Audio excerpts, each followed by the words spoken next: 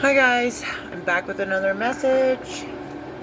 This time we're going to get one from Pegasus, the Pegasus Oracle by Elena Fairchild. And we drew number 2, Orange Pegasus of Healing.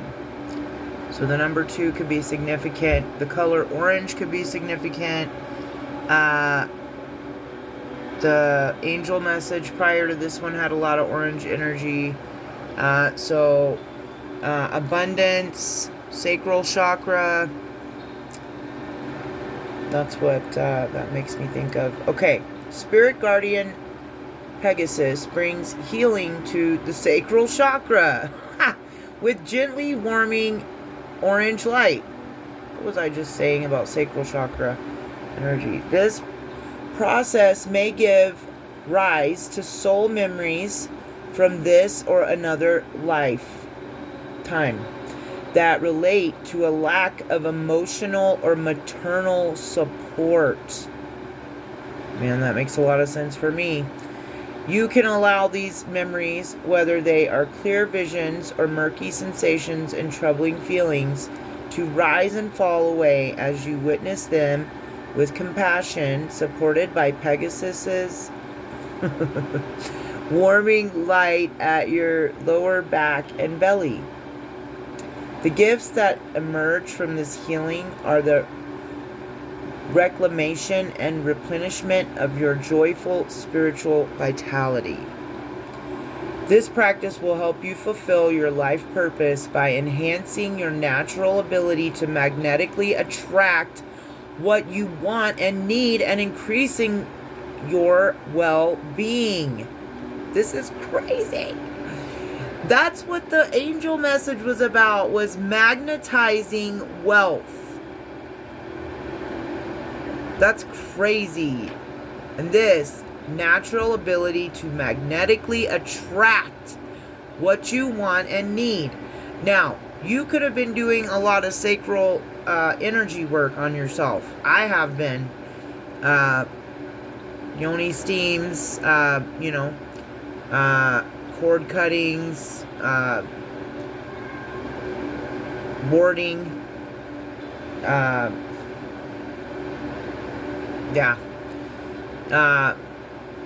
just because you need that, creativity and energy for yourself. And you may have known that you had some cords of energy strung to some people that were not reciprocating that energy to you. So you decided to cut the cords and ward your sacral chakra. And if you haven't, and if you're not protecting your sacred energy, I mean, if you're in a like I said in a previous message, if you're in a loving, reciprocated, requited, loving partnership, I am not talking about that, like cutting your partner off. No, I'm talking about if you're single, being celibate and remaining celibate until your person comes in, because that sacral energy also helps you create and manifest your reality that you desire. And that's what this Lionsgate portal was about. That's what I saw a lot of repetition was material, manifesting, wealth, abundance, and creativity. And again, lion, fire, orange energy, is what I think of when I think of the Lionsgate. Allow a stirring of spiritual warmth, emotional wisdom, generosity, and expressiveness to begin warming you from deep in your belly, spiraling outwards. Believe in your innate beauty and value. You are beautiful and you are valuable. Tell yourself that until you believe it. Okay? And from that place, open yourself up to life, becoming receptive to an abundance of blessings. You have the capacity to share your wisdom, warmth, and friendliness in a relaxed, confident way. A sacred and meaningful rebirth is now unfolding for you. Amen. Claim it. I claim it. This is the blessing from Pegasus. Through unconditional love, divine grace, and enlightened wisdom, I open to healing and embrace the gifts of self-care, connection, creative flow, and emotional warmth with a willing heart for the spiritual benefit of all beings. All right. This is good, good, good. Good energy. Don't forget that energy is sacred for a reason, guys. It's sacred for a reason. And I know I've got to get around to the sacred video, but I haven't yet. I haven't put it together yet. But I will go over. I'll take this opportunity to go over what I have collected and written down for the sacred. Anything considered holy, divine, or worthy of spiritual veneration. It can also describe objects, places, or concepts set apart. Set apart. I'll say it one more time. Set apart from the secular or mundane and dedicated to a higher purpose. Sacred. That's what sacred means. Religious and divine. Rooted in the Latin word sacrare, to set apart or consecrate.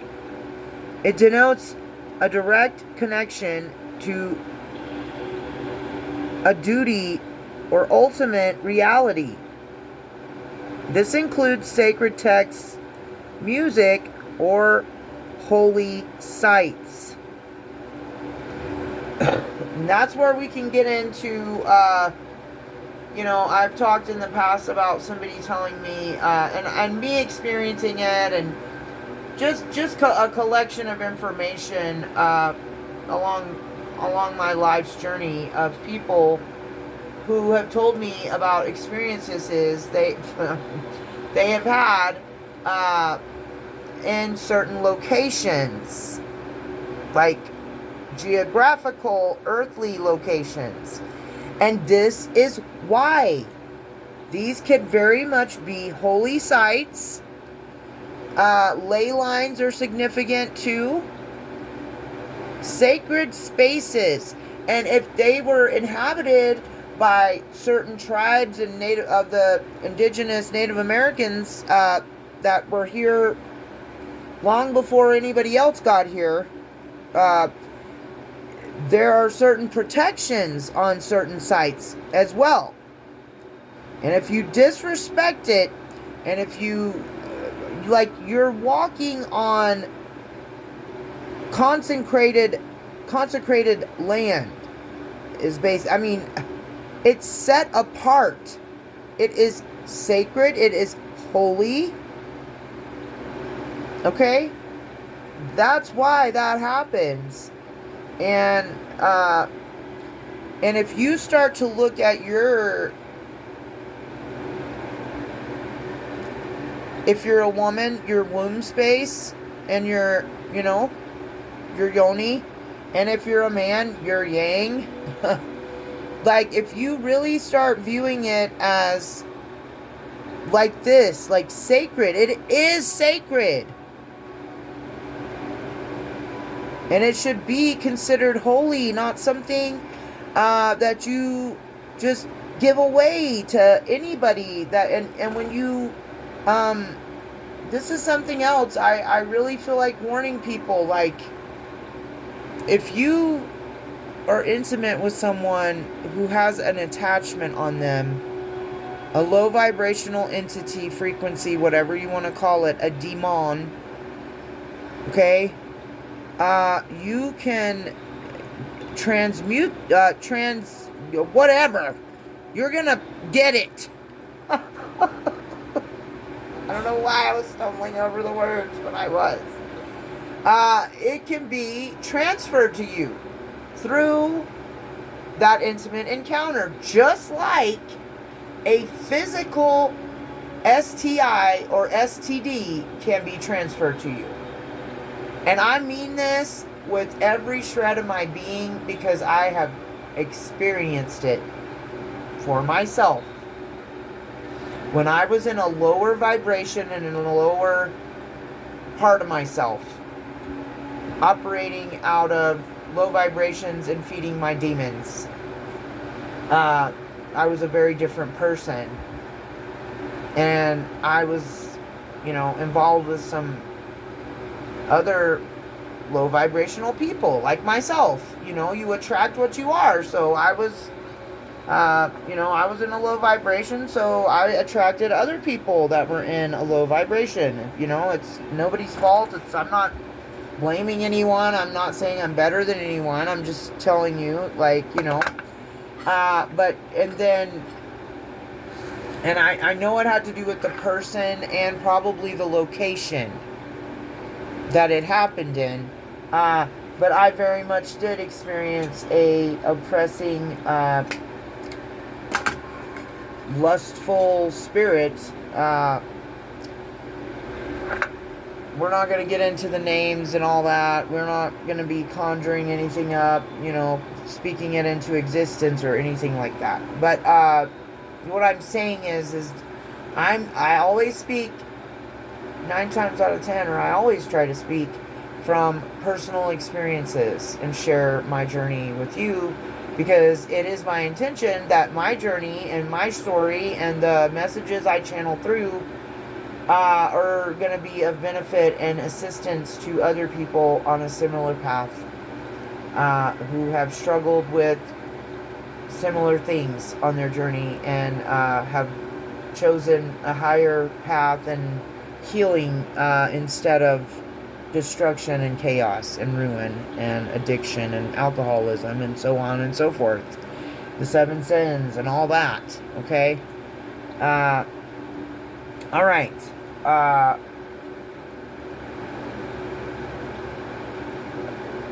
So,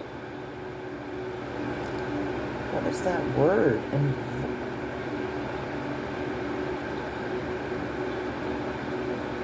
I wonder if you're supposed to be visible.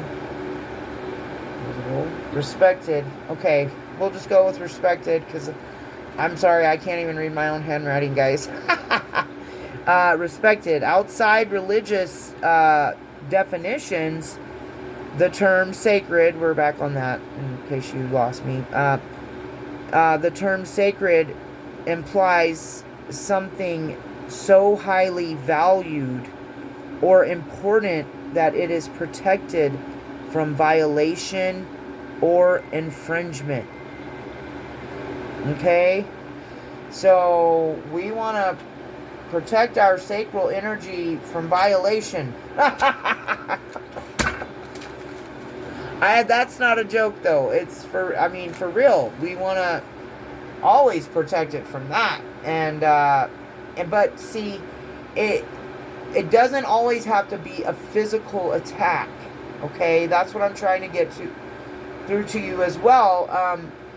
Because what I'm talking about is an energetic thing, or that's what I was just talking about, a transfer of energy. And then we can also get into rituals and practices that some dark spiritualists perform to siphon and drain your sacral chakra with different practices. Some of them involve BLOOD, especially if you are a woman and you have a monthly cycle. They'll use that. And it's nasty. It's absolutely disgusting. But I'm just telling you, it's a real thing and it's a real practice. And even if you are pleasing yourself this is a form of sex magic, and to somebody else's picture or thinking of them while you're doing that, that could be sending them energy, okay? And that is a form of siphoning your energy, okay? And especially if they intentionally told you to do it. Like, I have to believe that they knew what they were doing, right? You know? So, and you'll feel it. Like, you'll get hit out of the blue with some sexual energy. You know? You weren't feeling it a minute ago, and then you feel it, and you got somebody's face in your head, you know, in your third eye, in your vision. That person most likely is doing energy work on you. And it could be specifically what I was just speaking of. So, and once you realize these things, you will do energy practices, perhaps, if you feel called to. You can also get a yoni egg if you're a woman. And the crystal absorbs the, you know, you can put it in there, and the crystal absorbs the bad energy and karmic cords and so on and so forth. But yeah, so this is a call to be aware, realize what you have. Your sacral energy is so important. And the divine is coming in to heal our sacral chakras. Okay? And while you're, you know, I did a yoni steam. I've done several, but it's really nice. And you say a prayer, and you ask God to take away, you know, the energy, the hurt, the pain, the trauma that was inflicted on your yoni by childbirth or other people or whatever it was, okay? And ask them to cut cords, and then do a cord cutting, do a spiritual bath. Like, there are energetic ways of handling this. Prayer works too. If you don't practice a craft, you know, if you don't practice at all, that's fine too. There's no pressure. I'm just telling you of some things you can do, and you know, I've done them, and they worked for me, and they've helped me a lot. So anyway, like I've said on past videos, but I haven't been saying it in every video, if you would like a personal reading, my Gmail, is in my description on this channel, the description box. And if you do want one, you can email me at that address and put in the subject field, personal reading, and I will get back to you, and we will discuss things, and then we can settle on a price, and I can figure out if I want to work with you. Just so you know, I will not tap into other people's energy without permission, and I do not practice any dark spiritual work. So I'm going to let that be known right up front. But I'm happy to help or give advice or do whatever I can for anybody on the healing journey, okay? Or you can comment under the videos, under this video or any other one. And I appreciate you. Please like the video if you resonated with it. Subscribe if you feel called to. And I'll see you later.